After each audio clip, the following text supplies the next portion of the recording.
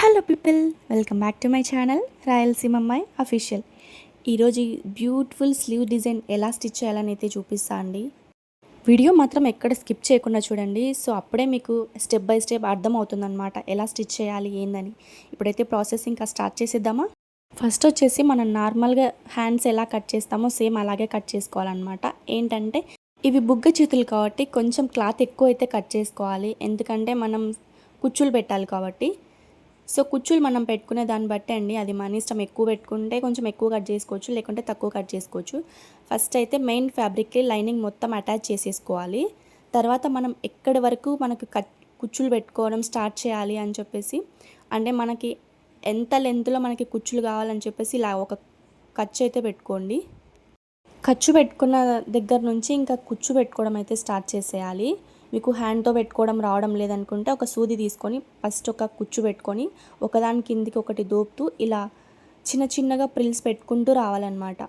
ఈ కుచ్చుళ్ళు పెట్టేటప్పుడు ప్రిల్స్ అనేవి చిన్న చిన్నగా పెట్టుకోండి, మరి పెద్ద పెద్దగా పెట్టేది అనమాట. పెద్దగా పెడితే అంత బాగోదు, చిన్న చిన్నగా పెట్టుకుంటే హ్యాండ్ చూడడానికి కూడా చాలా నీట్గా అనిపిస్తుంది. ఇప్పుడు వచ్చేసి హ్యాండ్స్కి సెకండ్ సైడ్ అయితే ప్రిల్స్ పెట్టుకుంటూ రావాలండి. ఇందాక ప్రిల్స్ పెట్టేటప్పుడు మన సైడ్కి పెట్టుకున్నాం కదా, పై భాగాన పెట్టేటప్పుడు ఫుల్ ఆపోజిట్ సైడ్లో ప్రిల్స్ పెట్టుకుంటూ రావాలన్నమాట. ఇలా వద్దు అని అనుకుంటే రెండు ఒక సైడ్ కూడా ప్రిల్స్ పెట్టుకోవచ్చు అనమాట. అది వచ్చేసి ఫ్లాట్గా వస్తుంది అనమాట బఫ్ అనేది. ఇలా ఇలా రాదనమాట బఫ్. సో మీకు ఎలా నచ్చితే అలా పెట్టుకోండి, నేనైతే ఇలా పెట్టేశాను అనమాట. ఇప్పుడు పట్టీ వేయడానికి క్యాన్వాస్ అయితే 2 ఇంచులకి ఇలా కట్ చేసి పెట్టుకోవాలి. 2 హ్యాండ్స్కి ఒకేసారి అయితే క్యాన్వాస్ అయితే కట్ చేస్తున్నానండి. సో అందుకే 4 ఫోల్డ్స్ చేశాను అనమాట క్యాన్వాస్ని. కట్ వర్క్ షేప్స్ గీసుకోవడానికి 1.30 ఇంచులకైతే ఇలా మార్కింగ్ అయితే పెట్టుకున్నానండి. లూజుని బట్టి పెట్టుకోవాలన్నమాట. సో మన అందరి ఇంట్లో ఇలా జెండుబా మూతలు అయితే ఉంటాయి కదా, ఈ మూతలతో ఈజీగా మనము కట్ వర్క్ మార్కింగ్ అయితే గీసేసుకోవచ్చు అనమాట. ఇక్కడ మనం క్యాన్వాస్కి 1.30 ఇంచులకైతే గుర్తు పెట్టుకున్నాం కదా, ఒక మార్కింగ్ నుంచి ఇంకో మార్కింగ్ వరకు ఇలా ఈ మూత అయితే పెట్టుకొని కొంచెం క్యాన్వాస్ని కింది భాగంలో కొంచెం వదిలేసి ఇలా షేప్స్ అయితే నీట్గా గీసుకోవాలి. ఇలా గీసుకున్నాం కదా, యాజ్ ఇట్ ఈస్ మనం ఎలా గీసుకున్నా పర్లేదండి. సో కట్ చేసుకునేటప్పుడు మాత్రం నీట్గా కట్ చేసుకోండి. సో చూసారా ఎంత నీట్గా వచ్చిందో. ఈ కట్ వర్క్ అనేది ఇలా షేప్స్ కట్ చేసుకోవడంలోనే ఉంటుందండి. సో లైనింగ్కి అయితే క్యాన్వాస్ అయితే అటాచ్ చేసేసుకోండి, మరి లోపలికి అయితే అటాచ్ చేయొద్దు. సో మనం షేప్స్ కట్ చేసాం కదా, ఆ లాస్ట్కి అయితే అటాచ్ చేసుకొని ఎక్స్ట్రా ఫ్యాబ్రిక్ మొత్తం అంతా కట్ చేసుకోవాలన్నమాట. ఇది వచ్చేసి మెయిన్ ఫ్యాబ్రిక్ అండి, మనం పట్టీ వేయాల్సినది.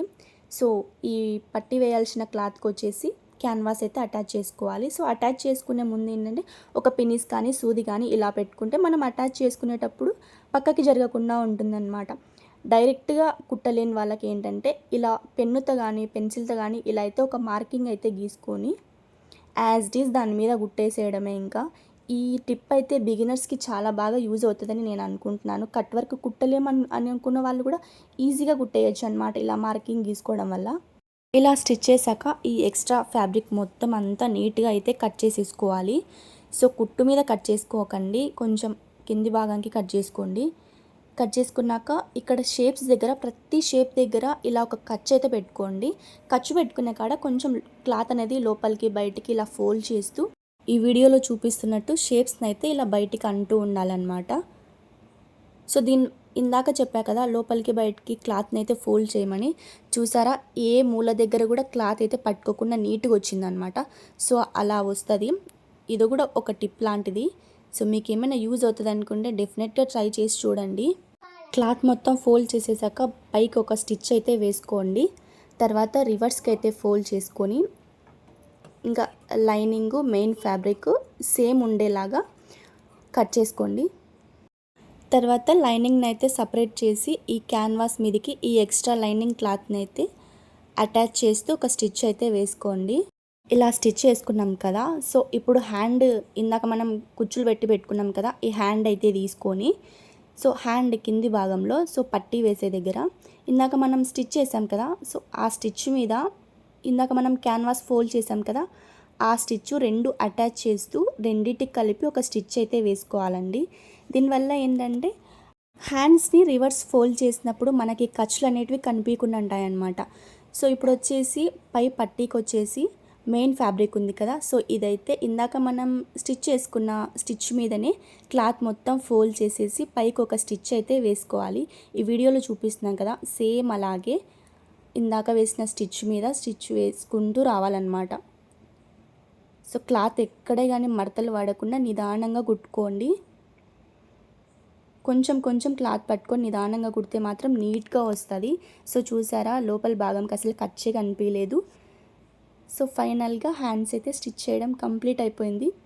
సో హ్యాండ్స్ అయితే ఎలా ఉన్నాయి, మీకు నచ్చాయా? నచ్చితే ఒక లైక్ కొట్టి నా ఛానల్ని సబ్స్క్రైబ్ చేసి సపోర్ట్ చేయండి. Thanks for watching. Bye bye.